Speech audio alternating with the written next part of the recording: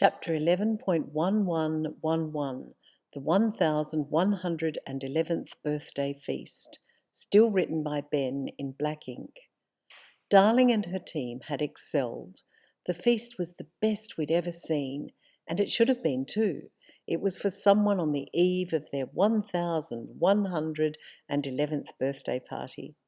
Everywhere we looked there was food, massive platters of fruit, enormous cakes, entire sculptures made from ice, sumptuous roasts, salads made from all the vegetables across the universe, lush desserts, and great big platters of cheese and bread.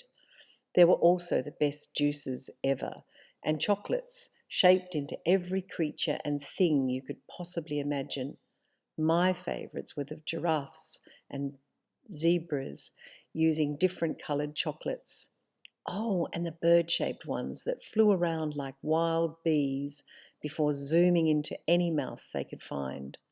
Solo and Escher raced up to me to say that there was a van at the end of the beach with frozen slushies made from Noesis ice cream.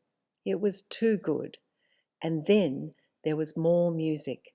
Migal was a big fan of a band called Smash Mouth, and because of his fiery hair, he loved to play a song called Walkin' on the Sun. So that was the first one, played by Decker and his mates.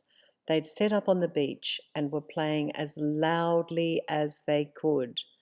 "Let's dance!" shouted Migal. As he spoke, Stella flew in and grabbed Migal's hands, wildly leaping with him all along the beach, splashing into the water, laughing and spinning around. Next was Blister in the Sun, although they'd reframed it as Blister in the Sun for blizzard. Migal and Blizzard danced like maniacs until they fell into the indigo sea, wildly laughing. Looking up, we could see the Time Pirate anchored way above us, its decks piled high with books. "Hey," called Blizzard, "are those our books?" "Of course," Stella shouted. "The super injunction. The time fairies are about to deliver them to everyone at Marescimar, and then they'll be going all across the universe to give one to everyone we can find." "Excellent," roared Migal. "And soon we're doing another one." "About enchanted chairs," shouted Stella. "It was my idea when I was Sky." "So good," yelled Sky.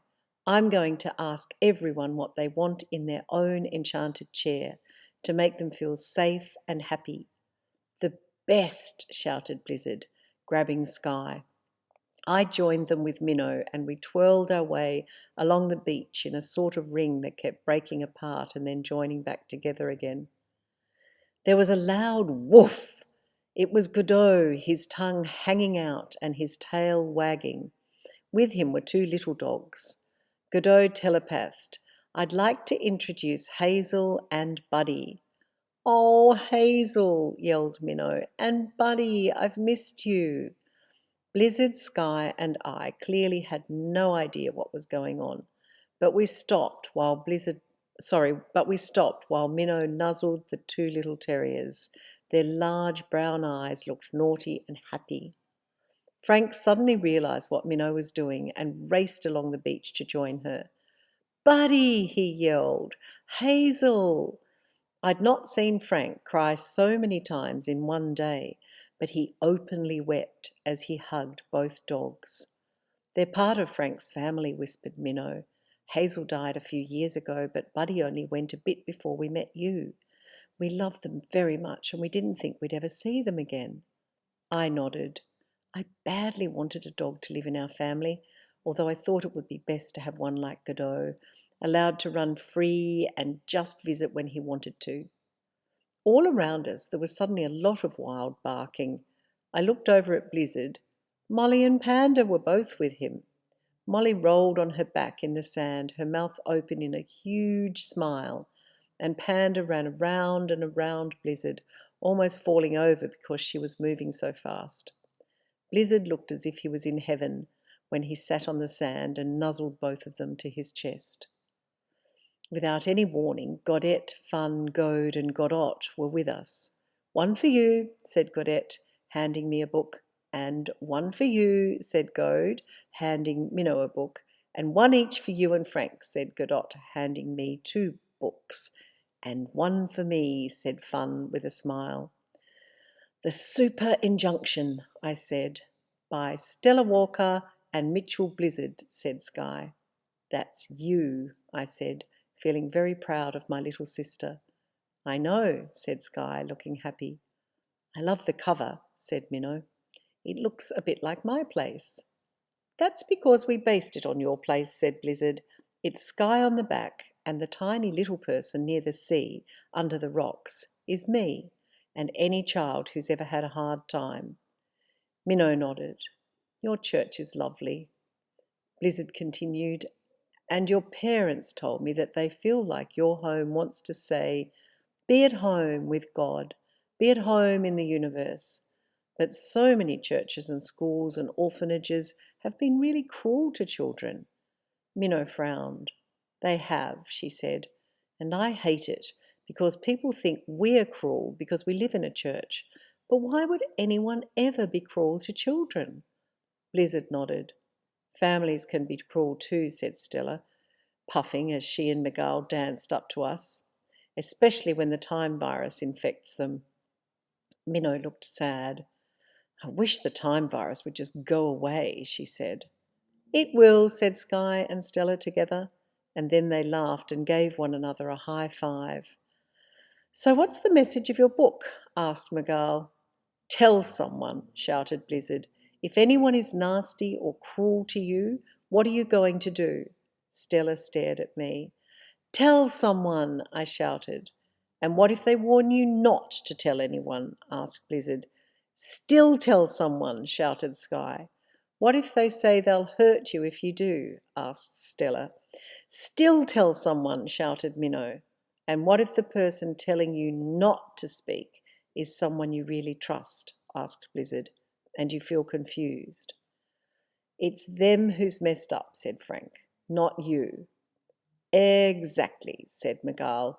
"When the time virus gets involved, even your best friend could betray you."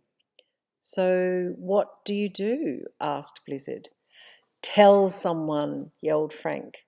"Someone safe," I added. "What if everyone is unsafe? What if everyone is an overlord?" asked Sky. "If the time virus has ruined your family and your school and everyone you know?" Blizzard nodded, looking thoughtful. "I've seen it happen," he said. "At the very least, you must tell yourself that they're all messed up," said Migal, looking serious. "You must remind yourself all the time that what's happened is wrong." "Every single day," murmured Blizzard. "Yes," said Stella. "We have a little chapter on that in the book." Frank flicked through his copy. "Heaps of the pages are blank," he said. "That's to remind you what silence looks like," said Stella.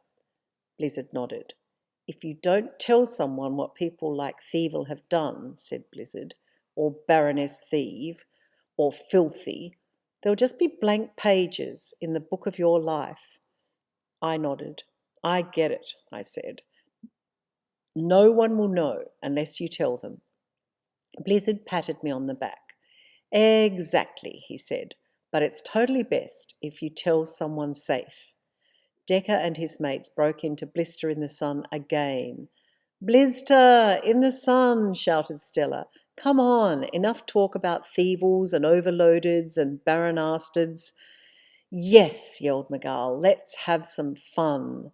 He took off down the beach, dancing like a wild man, and it made my heart leap with happiness. I ran onto the sand and joined Migal in his mammoth dance moves. Then his club of friends arrived, all scooting and zooming about on their flying wheelchairs. Pretty soon everyone was on the beach in a gigantic dance party.